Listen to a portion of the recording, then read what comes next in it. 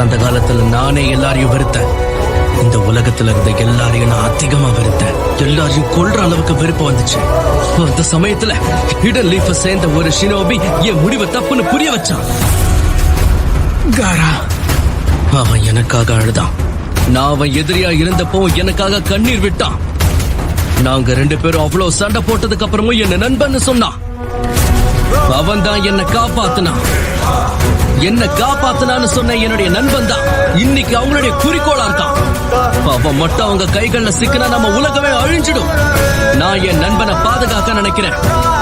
அவனை காப்பாத்தினா இந்த உலகத்தையே காப்பாற்ற முடியும்.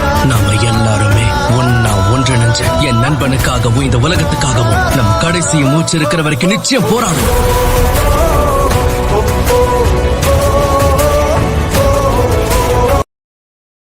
Download ShareChat.